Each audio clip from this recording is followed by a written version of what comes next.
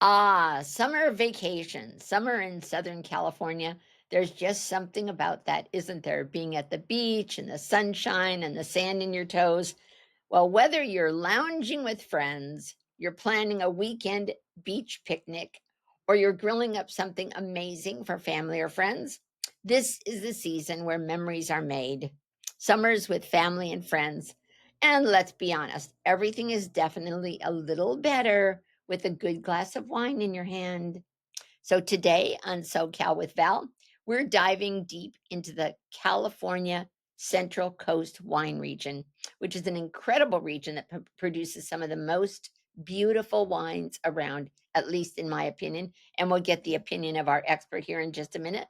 So you've heard of Napa. We talked about Napa already, but have you heard of the Santa Lucia Highlands, the Edna Valley, Paso Robles, wineries like Sea Smoke? If not, you are in for a real treat. And I think you can tell how excited I am about this episode.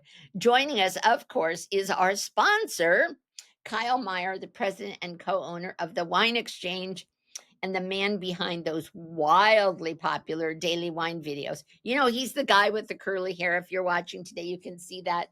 He's a trusted voice in the wine community, a gifted storyteller, and someone who makes wine approachable, not just pretentious. And you can't get enough of listening to Kyle Meyer if you have any curiosity at all about wine. So today we're going to talk about a little about Pinot Noir, perfect summer pairings, hidden gems, and how to enjoy it, whether you're a collector or you're just starting your journey. So sit back, pour a glass of something you'd like to drink, and whether you are a wine drinker or you're just a little historian or you're just interested about what happens in the Central Coast of California, let's explore the wines of the Central Coast. Welcome, Kyle Meyer, our sponsor of SoCal with Val, to today's episode. Thank you. Great to be back. It is great to have you. Let's just talk a minute though before we start our episode. Let's talk about your daily videos. So how do you decide what your video will be about? Well, a wine has to move us, So for us as wine merchants, it's not about give me the cheapest thing at the cheapest price. We don't work that way. We work in a way where we taste wines every day. We taste 6,000 wines a year. And what we need for us to include something in a daily video is a wine that speaks to us, a wine that's comfortable in its own skin, a wine that has a story to tell. So I can tell it, so Tristan can tell it. And so it's very important for us to find a wine that is brilliant, has a great story, and something that will really appeal to our customers. So it's a very intense criteria when you think about it. We taste 6,000 wines a year, and we'll run 300 email offers. That's 5%. And do you do seasonal wines? Does that have an influence at all? A little bit, right? Because sometimes during summer, we'll focus more on, some brighter, crisper white wines. We'll focus more on maybe some reds that aren't quite as dense, quite as heavy in the context of what everyone is eating at that particular time of year. And then come November, for example, with Thanksgiving, a wine like Beaujolais goes great with turkey. So we might focus more on wines that might work towards turkey, or in December, it might be towards like a standing prime rib roast. Maybe a little more Bordeaux comes into play that time of year. But in general, those are nuances. It's slight. It's more about best foot forward all the time. And I know from being in your store, not often enough for me, by the way, that there are always wine merchants there lined up to get your Mm-hmm. attention. And of course, I'm sure they'd all like to have their wines featured. But also, the fun thing about your videos, Kyle, is the guests you have. So, Mm-hmm. do you schedule them, or they just happen to be in town, or they're coming and then you set up an interview and a video with them? Correct. We know they're coming. So we know a couple months in advance if someone in particular is coming. But, we don't just interview anyone. Our interviews with winemakers and famous wine producers goes hand in hand with what we sell, what we like, the experiences we've had with certain individuals. So it's not like a large conglomerate can come in and say, hey, we'll give you X if you do an interview of our person. Oh, We don't work that way. no bribery allowed, huh? No bribery. We're not on the take. It's all about who we love, who we admire and respect in the industry, and that we want to have a really great conversation with. Plus, folks that we know are going to be good conversationalists. We've probably done 300 of those interviews with famous winemakers, and once in a while, some of them come up like, man, you think someone's going to be amazing, and you put them on camera, and they just clam up. Right. And so we've had that once And in a then you while too. try to So wake yourself up during the interview. yes, yeah. So we try to be diligent in our sourcing for those interviews, not just Great because they're a idea. famous name, because a famous name can be a really boring person. Could be. Not often. So you must source them well because anyone I've met there has been very interesting. And one Yeah, yeah. evening you had a lady who actually did a play, a drama. Remember Oh my gosh, that was great. Yeah, Laura Catena. Uh, that's right. That's right. yeah, we Amazing. interviewed the world Amazing famous. event. Yeah, you did a great job and she did a great job. No, well, Laura is a whirlwind. She is a powerhouse. She is a force in the wine industry. Laura Catena. Her day job is she's a emergency room surgeon. I had no idea. She is, yeah, is up in in Northern Cal, and she's a brilliant doctor. I had no That's idea. her day job, and in her spare time, she runs Argentina's greatest winery. She's remarkable, Just on the side. incredible force. Yeah. Well, we need to spend more time with her. We need to have an event with her maybe. I didn't realize she was so close. I thought she literally was in Argentina, but she had a family background in Europe somewhere, didn't she? Didn't the family come to Argentina from somewhere? Um, Remember her well, the grandpa came original on Catena a family. boat or something? Yeah, well, I mean, a lot of the folks in Argentina are expats. I don't know the exact story, but a lot of them do come from Europe and find their way to Argentina Mhm. over the years. But they're at least, I don't know, second or third generation Yeah, Argentine, amazing from what I story. know. But she came here to go to school, I think like Stanford, to go to medical school, and then just stuck. Incredibly smart, What a just a great force in story. the industry. Yeah, Incredible woman great evening. So and a let's great talk. interview. And yeah, it was a great interview and a great evening. Yeah, absolutely. So let's talk about the Central Coast. Now, is Hmm. it correct? Because a lot of us know about the movie Sideways, right? Hmm. And that's a Central Coast movie, Hmm. right? Hmm. Right. So, and let's just get one thing clear. We're going to talk about regions, but Paso Robles we're going to consider that Southern California, right? Because it's in the Santa Barbara South area, correct? Yeah, it's right there at the break, or it depends on what you consider the break. Paso could be the break, or Monterey could be considered the break. Uh-huh. It's right in that. That is the Central Coast, so it's definitely part of the It is, Central. it is. So it kind of seems to fly under the radar compared to Napa and Sonoma. What makes this region a hidden treasure for wine lovers? There's an ocean influence, there's the terroir diversity, there's microclimates, there's the Mhm. winemaking styles. Tell us just short description. What is, You, well, maybe not too short. What's the Central Coast?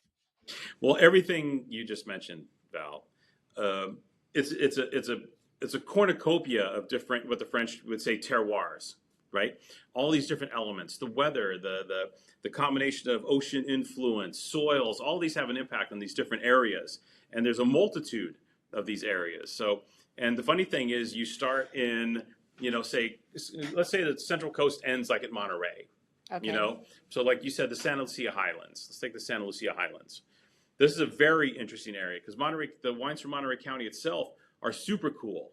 They're not the coastal influence comes in unabated on those vineyards, and it creates a very cool particular style of wine where certain grape varieties can't be grown. Once you get into the Santa Lucia Highlands, which is this north-south valley, but the opening is towards the Monterey Bay, right? So you get this coastal influence, you get this cold air coming into the valley, into the highlands, but you also have a small mountain range or a set of hills, which keeps some of the cooler weather and the more oceanic weather at bay. So it's actually a touch warmer, but you get the cooling influence in the evening. So for Chardonnay and Pinot Noir, and to a certain extent Syrah, this area works out perfectly. You get great richness of flavor, you get great intensity of flavor, you can get cooler flavors, and then the northern section of the valley, closer to the bay, Valley, well, the Highlands. The area the northerly area of the Highlands, closer to the bay, makes cooler, more reticent wines. And then as you head south, the wines pick up in intensity and richness because you're getting away from that cooling influence. Eventually the cold air abates. As it heads into the southern part of the Santa Lucia Highlands, and you get richer, more intense wines. The soils are all kind of the same, but you get this general richness and intensity from that area that belies just how cool it really is. It's quite cool, but the wines have a richness and intensity of character to them.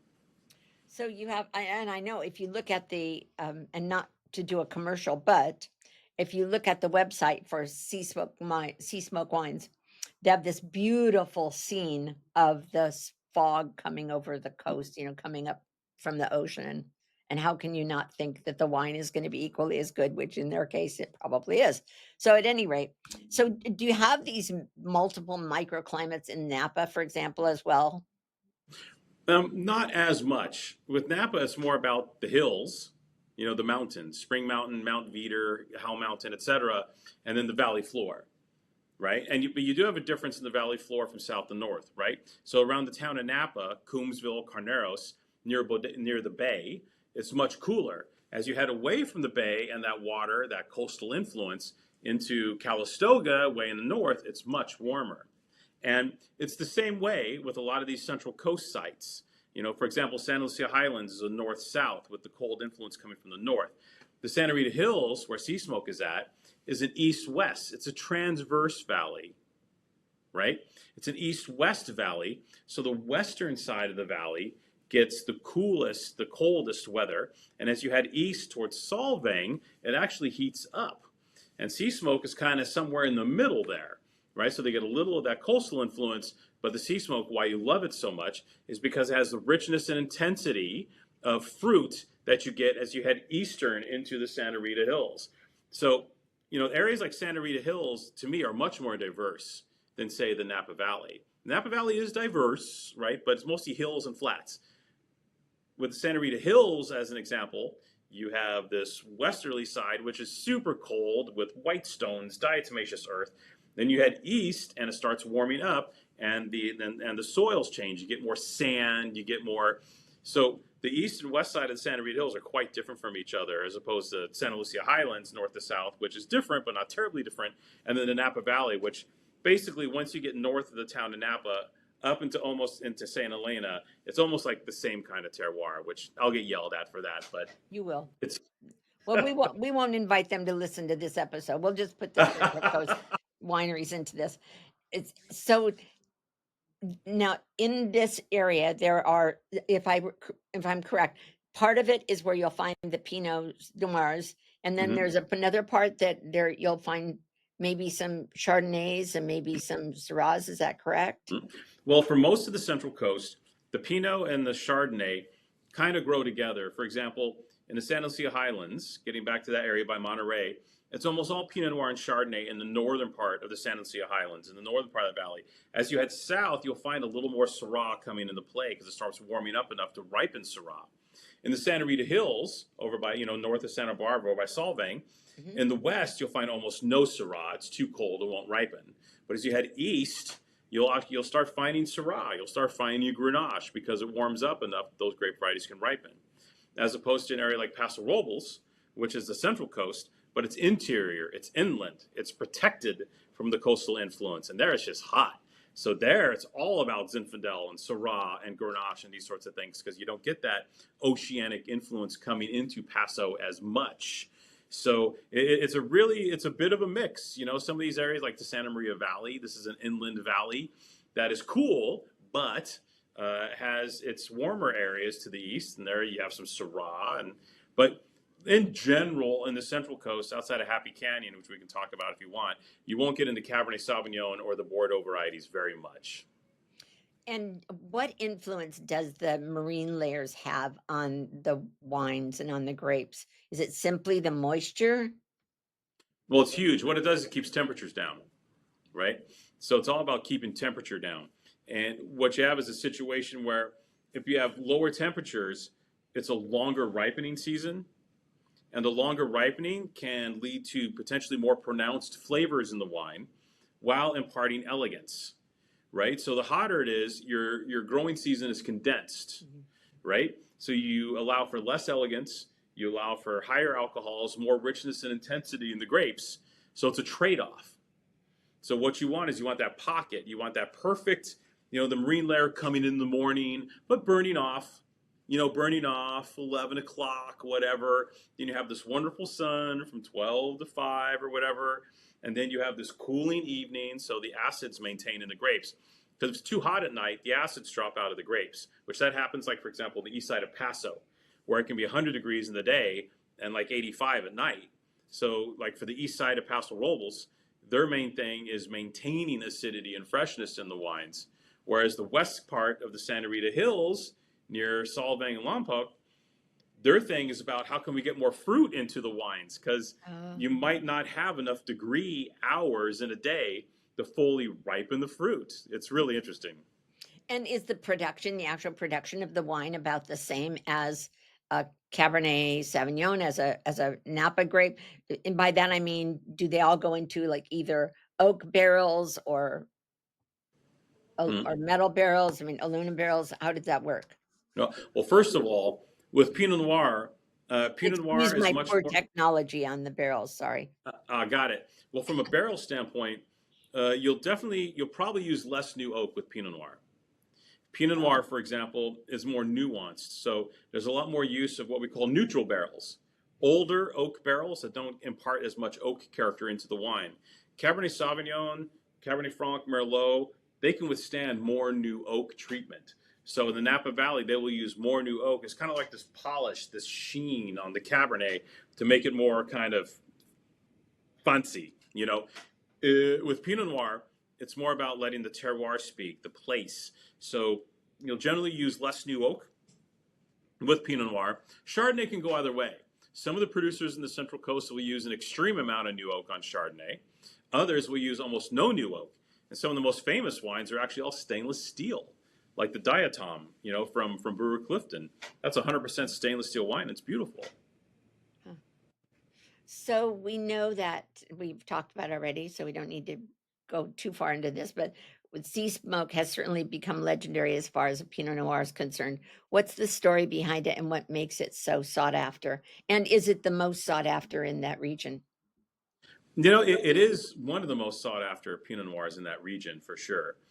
They started out the right place at the right time. Great packaging, beautiful concept, and juicy wines. So the sea smoke style is a not so reticent style. Some of the producers in the Central Coast, in the Santa Rita Hills or Santa Lucia Highlands, they'll purposely go for a more leaner, kind of French style of Pinot Noir, right? They'll have the opportunity to make something more European in style, more reticent, higher in acid, less new oak, and a more potentially ageable style. What happens with a producer like Sea Smoke is they happened onto the right style at the right time, and found a large market immediately accepting of that style, which is a more generous style of Pinot Noir. It's richer. It's a little more supple, silky tannins, classic, but classic in a richer, juicier vein. Which, as you head east into the Santa Rita Hills, you'll see that. For example, with wineries like Peak Ranch, that's another winery that makes a pretty bold style of Pinot Noir because they're on the eastern side. It's warmer. They can make richer wines. And Sea Smoke makes that style of wine, which gives you that immediate appeal. But it is cool enough and reticent enough and elegant enough to let people know they're drinking Pinot Noir and not Cabernet Sauvignon. It's not trying to be a Syrah. Oh. It's not trying to be a Cabernet. It's distinctly Pinot Noir, and that's part of their success. And what are some of the other who are some of the rising winemakers and boutique producers that we would want to know about or that who deserve more attention? Oh, in the Santa Rita Hills, there's a few of them. It's some of them are pretty well established, but there's some up and comers. The aforementioned Peak Ranch. This is a winery that, if you enjoy the wines of Sea Smoke, you'll be a Peak Ranch fan. Those wines are really generous, lush Pinot Noirs. You should always look for the wines of, for example, Sandy. So on the west side of the Santa Rita Hills, you have Sandy, Sandhi. Right. Those wines are made in that more reticent style, but approachable. So the wines have this elegance, this finesse, but they're also quite juicy and drinkable. Those are beautiful wines. And then in the middle of the valley, you have some of those icon vineyards. You should look for wines made by, made from the San Fernando Benedict vineyard. That's a very famous vineyard, made arguably the most famous vineyard in the Santa Rita Hills, planted in the early 70s. So if you see San Fernando Benedict on the label, you know the wine's going to be pretty amazing, as an example. On the west side, you also have the Hilt, which is the project of Stan Kroenke, who owns, sport teams, one of the richest people in America.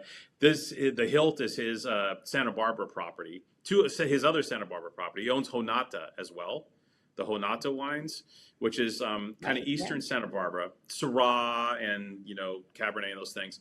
The west side, he owns the Hilt, which is those Radian and Bent Rock vineyards. And the wines from the Hilt are really, really extreme. And he actually makes a second label he doesn't talk about very much called the Pairing, which retails for around $25, which is the finest value, I think, in a Central Coast Pinot Noir in the market right now. And we can happen to find all of these at the Wine Exchange. Off and on, yeah. You know us, we're picky, so Yes. we'll choose them off and on. For example, the Pairing is in stock right now. I believe I have some wines from Sandy in stock right now. Peak Ranch comes in and out, but these are just some of the labels that you want to be on the lookout for. Are there, in the Napa Valley, we tend to hear names because they've been around, it's an older established area. Are there like Gallo type, names of people who've been around for a long time?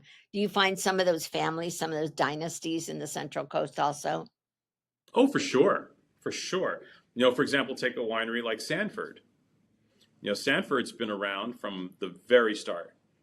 Some of the earliest vineyard plantings in the Santa Rita Hills. So a winery like Sanford, who's actually making great wines now, by the way. Sanford got some new winemaking a few years back, and the wines are very impressive. But that's an icon producer in the area. They've been around forever. Take a name like Melville in the Santa Rita Hills. Mhm. Melville's been around now since the early 90s, and almost 30 years, and the wines are tremendous. Chad Melville's doing great work there. That's an iconic producer. In the Santa Lucia Highlands, you have the Pisoni family. The Pisoni family with Lucia and Roar and all these wines. Those are great wines. And the Pisoni and the Francione families were some of the pioneering families there in the Santa Lucia Highlands.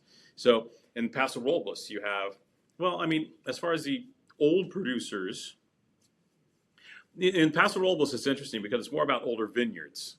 Right, there's famous older vineyards, Okay. like Doozy and Pacenti and some of these classic older sites. So you have producers like Ridge and Turley producing Zinfandels from these famous vineyards, and those are icon producers using world-class old vine Zinfandel sites in Paso. But then in Paso, you also have this whole new brigade of producers that started in the 2000s, like Saxum and Lenny Colado and Aventur, Villa Creek. This whole new West Side Paso posse that produced their own style blends. They're iconic and make amazing wine. So they're like the establishment now. When I started out, they were like the cool kids, the new guard, and now they're like, oh yeah, those are the old guys. So. Oh, is that right? Yeah, is that right? So yeah, so Justin is another name you see if you go there, and Turley is another one that's a little bit maybe better known. So if we come into, go ahead. You got Dow in Paso Robles, right? Dow is huge, so their regular Cabernet is good, and the reserve wines and up are very special. So I guess that's an established name, but Dow's pretty new, huh? Dow's what, 20 years? Yeah, and now they're like new, I guess. Yeah, they're ubiquitous. They're ubiquitous. It happens fast nowadays. It does, and 20 years isn't that long ago, actually, No. either. Those kind of years. So for someone who's walking into the Wine Exchange and they're browsing online, what's the best way for them to explore the Central Coast wines without being overwhelmed? Well, for us, we have the option, the great searchability on the website. So you can click on Santa Barbara as a search option on our website, and then fine tune it to Pinot Noir or to Syrah or to Rhone blends or to what have you, and it'll pop up. Now we do keep some areas of the Central Coast segmented, right? So for us, Santa Maria Valley down will be under Santa Barbara County, but Paso Robles has its own designation on our website when you search. So if you want to search Paso, you just click on Paso and they all come up. If you want to search the Santa Lucia Highlands, you click on Monterey and they'll all come Oh, up because we want to include, because it is part of Monterey County. So we want to include Monterey and Santa Lucia Highlands together from a searchability standpoint. So you can break all those down. You can break down the Pinot Noir. You can break down the Chardonnay. You can break down the price. You can find the ones that got 95 points. We can do all of that for you. So you can fine tune that search with us as much as you want. Or if you're feeling really sassy, you can bring it old school and come on in and see us because well, that would we're and still that wine would be merchant. great. You Yeah, know, that would be great. And I we'd have to love to tell see you. anybody who hasn't been to the wine exchange store, you're missing out on something. Honestly, it is not a store. It is amazing. The first time I walked in there, I said, "I don't know who these guys are or what they're doing, but this is a place I wanna hang around." I think at the Right? time you had like a little pool table or something when you first opened, right? I mean, I Yeah, was there yeah, maybe we did. before you opened. I Yeah, walked in one day, I don't even know if you were open yet. yeah, And yeah. Tristan greeted me out at the front. This, like, place is way too cool. So if you're looking for a traditional wine store where it's pretty boring and it's, cold and dark and bricks and you feel like you're down in a cellar, it probably isn't the right place for you. But they have great wines anyway. But if you're looking for something that's really cool and you have a great variety and somebody who's gonna help you, this is definitely the place you wanna go. So Yep. let's demystify the label. Is there anything that if I'm looking for wines from the Central Coast, are there any 2 or 3 things on a label that I would look for? Well, you're pretty lucky in that respect because California does make it simple with label descriptions. So you have to, most of the time the varietal will be included, right? So it will say Pinot Noir or Chardonnay or Syrah or Zinfandel. The appellation is usually included on the front. So it'll say Santa Lucia Highlands. It'll say Santa Rita Hills. It'll say Paso Robles or Santa Maria Valley or all of those. That'll be included on the label if it is technically part of that appellation. If it's made from grapes that are sourced from outside the appellation or a mix of appellations, then it'll just say maybe Central Coast or it'll say Santa Barbara County, right?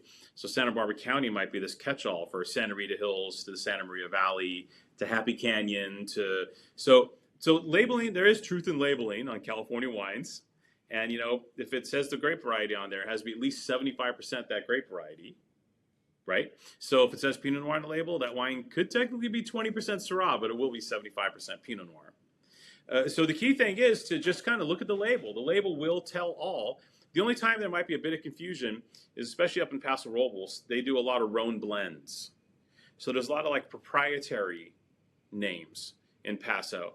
And Paso is very interested in breaking down all the different areas within Paso Robles. So the only bit of confusion there is Paso is fighting to get more smaller AVAs, approved, American viticultural areas, to say like Willow Creek District, or it could say the Adelaida District, or it could say Pomar Junction, and those are all just basically Paso Robles kind of going, I'm from this part of Paso Robles.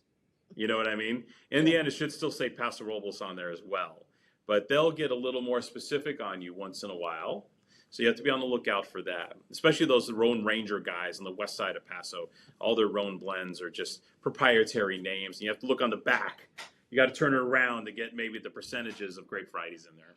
One of the things that we talked about when we talked about the Napa Valley is you said that it wasn't very and I don't wanna use the wrong words or I'm gonna get shot on my side too, right? But, you used the word that was I don't wanna use not approachable, it was much harder to go wine tasting there. Is that the Mm-hmm. case kind of with the Central Coast as well? Central Coast is easier. I think prices are lower to go tasting. It's a little more casual ambiance in the Central Coast for the most part. I mean, there you got your share of fancy wineries there, but in the Central Coast, you can go wine tasting for $25. You can have that experience in Paso.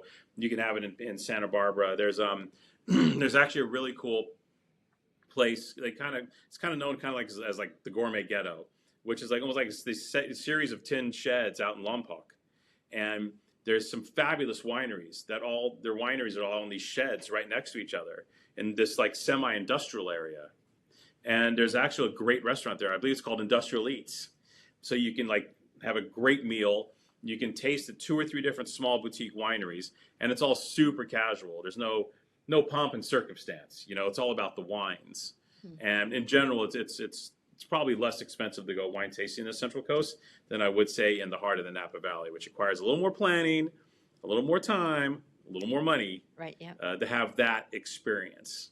But as So, I recall, we were there, and I think that Justin, we could go, or Turley, one of those, we could just go in and go wine tasting. We could wine taste right in their showroom, so to speak. yeah, you could half the time. Some of these places you can walk in without an appointment. Right. Some of the smaller guys you always need an appointment because sometimes it's just a 2-3 person show. Sure. The larger wine, Sanford, you can walk in. Justin, you can walk in. A lot of these places, probably Melville, you can walk in. Dow, you can walk in and get that experience. And they'll give you like a range of tastings, right? Because they make a range of wines. They can say, this is our $25 tasting. This is our $40 tasting. This is our $100 tasting. What would you like to do today? Yeah. And they'll present you those options. Suppose you just walk into some of these places on Highway 29 in Napa. It's like, there's one tasting. It's $150. Are you in? And all of a sudden, you're like half in the door and half out the door. You know what I mean? So you're kind of, yeah. And you get a few more options here, I think. Give us an idea of something we might find there that's maybe a $25 wine, but it feels or tastes like it's twice as much. Oh, interesting. The aforementioned pairing wine from the Hilt, that's an amazing value wine. I think the entry-level wines from Melville, just their straight Santa Rita Hills bottlings, are superb for the money. Those are exquisite value from Melville. I think in Paso, you can bump into some great value wines. Adelaida Cellars, they're a Cabernet specialist. Their intro Cabernet Sauvignon is really outstanding. So there are all these wonderful bits and pieces. And then on the east side of Paso, the pricing is a little different. It's less bougie on the east side of Paso, and you get into those guys like Tobin James and Vina Robles and that kind of stuff, right, where you can just find some really yummy, tasty $25 wines on the east side of Paso. So you don't have to worry about, is it going to be $100? You don't have to worry about that. There's some really great value in the east side of Paso. And in general, but a lot of these wines, again, we're getting into, these are really known demarcated areas. So a lot of these wines at a lot of these wineries, they're going to start, at $50 right, yeah, and go up for their single vineyard wines, $75, $100. You're not in that $200, $300, $400 Napa territory, but you are comfortably in a lot of these wine regions in that $50 to $100 range for a bottle of wine, with their entry-level wines being in that 25. You can find some stuff at 25, not too much. 40 is kind of the kickoff point for a lot of these wineries. Let's talk about age. It seems that the Napa, the Bordeaux's, those kind of wines, you can age much longer, right? You can drink them for 20, 30 years. Do we find that in the wines from the Central Coast? Some of them you can, but I would say the Pinot Noir and the Chardonnay grown in the Central Coast are built for more earlier accessibility with a shorter aging window. They can still age, but it could be 7 years. It could be 10 years in a cool cellar. Some of them maybe even longer, because some of the wines are unprecedented. The west side of the Santa Rita Hills, this is early days. We've only been involved in this area for 15 years. So, and the wines are improving as they learn, right? So we don't know the end ageability game for a lot of the wines from the western Santa Rita Hills yet. It's still evolving. Yeah, good point. Do you think there's any misconceptions that people have about wines from the Central Coast? Misconceptions? No. I think it's pretty clear. Maybe some people say, oh, the wines aren't as prestigious as Napa. These wines are prestigious in their own right. These are some of the greatest Chardonnays and Pinot Noirs produced in California. So the key thing here to remember is, just Chardonnay and Pinot Noir doesn't command the same amount of money per bottle as, say, King Cabernet. So the whole prestige is wrapped around Cabernet Sauvignon is more expensive. But sometimes is it necessarily better? And the answer is not necessarily. So the beauty of the Central Coast in general, with the Santa Lucia Highlands, is you are going to hit that kind of like $100 cap on Chardonnay and Pinot Noir. So you don't have to worry about, oh, I just spent $300 for this Pinot Noir. Is it any good? That's not going to come up very often in the Central Coast. So the value there in the context of the quality of the wine vis-a-vis Napa and Cabernet Sauvignon is definitely there. But as far as misconceptions, no. I mean, it's Pinot Noir, it's Chardonnay. Paso Robles makes these big Rhone Reds, the Zinfandels, a little more cowboy wines, and I think these areas are pretty well delineated for what they do. Now it's just about them gaining prestige and notoriety and improving in quality, which they are doing consistently. With with wines like you'll find in Napa, you often see, and in other parts of the world, you often see a label that they're like a red wine, Mm-hmm. right? So do you see those kind of wines in the Central Coast, or are they specifically a Pinot or a Syrah or a Chardonnay? Do you ever see something that's a blend that's just like a red wine? Yeah, yeah, Paso. Really? Paso is where you get these blends, particularly the west side of Paso, because what these pioneering guys in the west side of Paso learned early on is they have these kind of chalky, limestoney, old seabed soils, which work very well with Syrah and Grenache and Mourvèdre. So these guys on the west side, they knew early on that the blends were going to be their thing. So all these top guys, Epoch, L'Aventure, all these guys, Oh yeah, the L'Aventure. blends are where it's at. So these guys they're gonna be proprietary red wines from the estate, maybe with a vineyard attached to it, whether it's Denner or Booker or James Barry Or, yeah, or Booker. Maha. But all these, the west side of Paso is very blend oriented. So the blends are the norm, and single varietal wines from the west side of Paso are the exception, I'd say. That's interesting. Yeah, I didn't know about that. So, Mhm. what are some of your top white, or excuse me, your summer wine picks for 2025? We'll save the whites for a minute. Any fun or funky bottles to look out for? Oh, for Anything there? summer? Yeah. Mhm. I'm completely enchanted with You're talking about from the Central Coast or just in general? Well, let's try the Central Coast, then we'll go Central Coast into. first. I'm a huge fan of that Diatom Chardonnay from Greg Brewer at Brewer Clifton. I think it's the best on oak Chardonnay produced in California, and I think that wine's just exquisite for drinking. I love the Sauvignon Blanc from the Pairing that we talked about earlier, that Pairing property, Stan Kroenke's place. That his Sauvignon Blanc it's the barrel selection from their $60 fancier Sauvignon Blanc program at Honada. So it's Oh, yeah, some of the barrels make the cut, some don't. And the ones that don't go into the Pairing Sauvignon Blanc, which is a $25 bottle of Sauvignon Blanc, which really, really delivers. Gorgeous wine. That wine pops into my head. There's actually, funny enough, there's some folks in the Paso area that are making fabulous Italian varietals. So I have a terrific Vermentino from Giornata. Giornata is the name of the winery, Giornata, Giornata. And they do all Calatal stuff, all Italian varietals. And their Vermentino is a beautiful, crisp, savory, yummy, delicious bottle of white wine from the Central Coast that I adore. I think it's really, really good. Stuff like that is what, for summer, Central Coast, some of those. But there's tons of great Chardonnay, from Santa Lucia Highlands, from Santa Rita Hills, from the Santa Maria Valley. So there's lots of opportunity there. and are Pinots primarily their harvest season is the same as the Napa, correct? Is this harvest season still in the fall?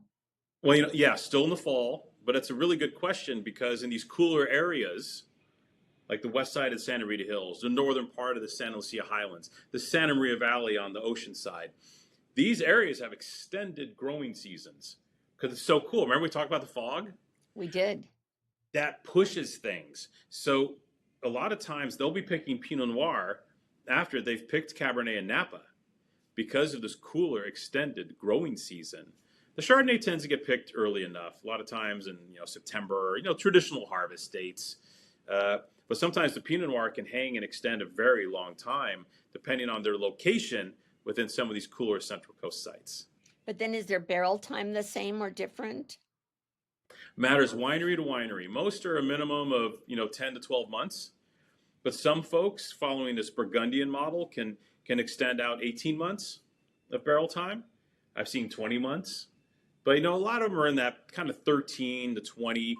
The top guys will keep it in for more than one harvest. The guys that are looking to are short on space and short on money. Sometimes they'll barrel age for 10, 11 months because they need to get it all bottled and out before the next harvest comes in, especially the small guys. Right.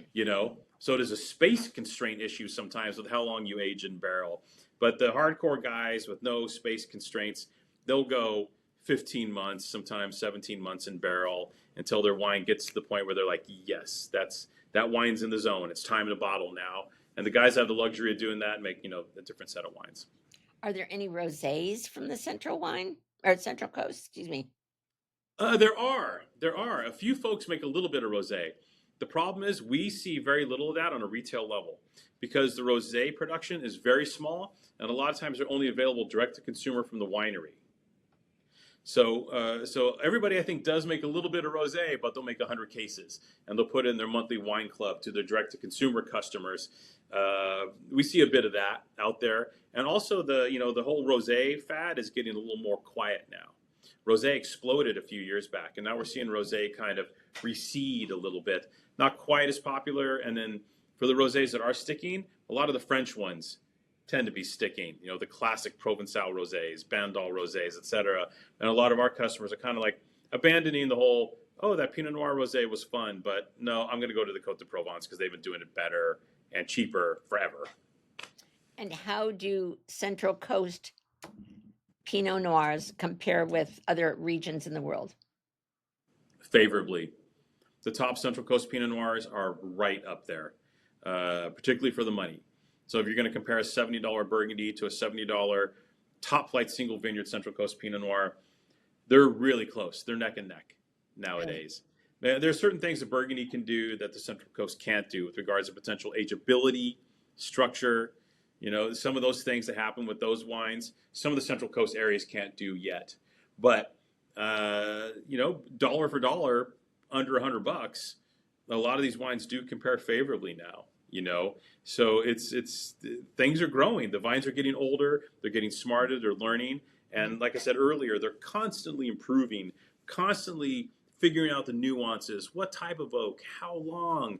How does this soil, impact this particular clone of Pinot Noir in the vineyard? There's a lot of work to be done. It's still early days. We're so impatient here in America. Where in Burgundy, they had 1,000-year head start with Pinot Noir, right? Those Cistercian monks were planting vineyards. They were, absolutely were. Yeah. Yeah, they already knew in the Middle Ages what the best vineyards were. Sure. We're still very early days here, but I think the potential is there in a lot of instances to produce some really, really profound Pinot Noir in California. And Pinot to Pinot comparison, how does our Pinot region compare with? Are we one of the best Pinot regions in the world? Where do you get the best Pinots? We are. Certain areas in the Central Coast are definitely top notch. So, you have Oregon. You have, it's funny. I had a great conversation with a wine guy. A wine guy I thought he was super smart, 25 years ago. And all he was talking about was like, oh, there's only two places for Pinot Noir. It's Burgundy and the Central Coast, and that's it. And I was like, well, you're wrong, And so now we're tasting great Pinot Noir everywhere. Germany has great Pinot Noir. New Zealand, South Australia, of course, Oregon. All of these areas are producing world-class Pinot Noir now. So does California have a seat at that table qualitatively? Absolutely. California is one of the top spots for Pinot Noir in the world. But California also has to be careful. They have to learn, they have to develop, and they have to continue because all these other areas like Germany, like New Zealand, are going to be nipping at California's heels, Right. Yeah. So yeah, they have to continue to grow and improve. But yes, California Pinot Noir is right up there. Well, let's have some summer fun. I'm going to give you some scenarios, and you tell me some wine. How about that? Okay. All right. So give us your go-to pairing for a backyard barbecue. Let's assume we're having hamburgers or steaks. First thing that pops into my head, I love California Zinfandel. Ooh. I love Zinfandel with barbecue. The nice, rich, kind of jammy, juicy flavors with barbecue, with steaks, that kind of deal. to me, it just sings. I love that. I love Rhone wines with barbecue. You know, the Grenache, the Chateauneuf du Pape, the Côte du Rhônes, those wonderful barbecue wines. And then lastly, I would say the Spanish wines, the Ooh. northern Spanish wines, the Tempranillos from Rioja, Ribera del Duero. Those are fabulous wines for grilling because there's a lot of grill action in northern Spain. So those popped in my head first. Okay. How about a seafood picnic? Seafood picnic. Picnic is outdoors. Picnic is white. It is crispy white. White tablecloth, I might tell you white Burgundy or Chardonnay, something barrel aged. But when you're outside, I think, for example, one of the ones I love is a French wine called Picpoul, which is a southern French wine right on the southern coast in the Languedoc. It's a Ooh. grape variety. Picpoul is the grape variety. And they make this wonderful stainless steel aged Picpoul, which is like $12, $13 a bottle. I love that. I love Portuguese Vinho Verde, the Vinho Verde wines from Portugal, which are just bright and crispy and bracing. I love Spanish Albarino for picnics. The Okay. Albarino grape from northwestern Spain. Those wines are exquisite and beautiful to drink in a picnic scenario. And of course, you know, in Orange County, Sancerre is getting hot. So, you know, the Sauvignon Blanc from the Loire Valley in France, those Sancerre wines are also really popular. All right. How about a beach bonfire at sunset? Beach bonfire at sunset. That can be anything. Okay. Again, it's kind of like the food, that kind of deal. I'll tell you what I do is me and my family will go to Hosam Bistro and get the Hosam chicken salad, that red ginger chicken salad, and we'll bring Riesling and go to the Really? beach. The Yeah, host and on the Balboa Peninsula? yeah, Really? the the Hosam red ginger chicken salad is one of the greatest salads in Orange County, hands Really? down. Well, we'll have to Brilliant. try it. Yeah, the chicken salad is Hosam, and then we'll bring Riesling, ice cold Riesling, and those little plastic cups, and we'll go to the beach and we'll eat Hosam salad and drink Riesling. And the bonfires are starting. We watch the sunset. I could drink Riesling forever in that scenario. For some reason, white wine, fruity white wine, tastes great at the beach. I love that. Okay. Well, that sounds good. So how can someone, wine is so personal and people go to the store and they're only taken by the label. They don't know what they want. I mean, what do you suggest? Somebody comes in and they're a value buyer and I've told them they should come into the wine exchange instead of go to the grocery store. So they just kind of don't know where to start. And you always say, well, drink what you like or buy what you like. But I don't know what I like because I don't know what's inside those bottles. So Mm-hmm. do you start with a budget? Mm-hmm. Start with a budget. I never roll over $20 a bottle unless somebody specifically says, no, go higher. So if you're walking to the store for the first time, I'm going to show you some great wines and kind of like that $12 to $18 a bottle pocket, right? I'm going to ask you, what did you enjoy before? What have you drank in the past that you dug? Anything, any style, any labels, anything. I'm going to try and glean information from you like a detective and then work towards kind of getting you some great bottles at the start, right? So, so you're always going to find something interesting. I'm going to send you mostly towards Europe, and mostly towards the values in Spain, the values in southern France, the values in some areas of Italy that create great value wines. I'm going to work you more in that pattern because those wines are food friendly and they're juicy and they're inexpensive. California, we talked about this earlier, is not necessarily the haven for value on the world front. California does not make value wines at the same level that Europe does. No. Not even close. So if we're on a budget under $20, I'm sending you to Europe. And we're going to go through and do that process and find you some bottles. Tell you to take pictures of the ones you love, come back to me, and then we'll continue to fine tune. That's the first steps. Well, actually, you did share some great value wines, and I want to say it's called Majos. Oh, Margaux, the Chateau Margaux Margaux. from Port. That has got to be one of the best. In fact, I should tell our viewers and our listeners that we were at your store with friends, and you gave it to us in a wine tasting, and three of us have gone back again and bought multiple bottles. And then when I found out everybody else was buying more, I thought, well, I better buy some more before it's all gone. So that's now become our groupie go to Incredible wine. for the price. Mm. It's Yeah. like it's under $20, isn't it? Around And $20. yeah, and see, this is the difference with Europe, right? So the owner, we told the story, right? The owner of the property is Pierre Lurton, who's the director of Chateau Yquem, the famous Ooh, Chateau Yquem, and Chateau Cheval Blanc, ooh. two of the most prestigious wine estates on the planet.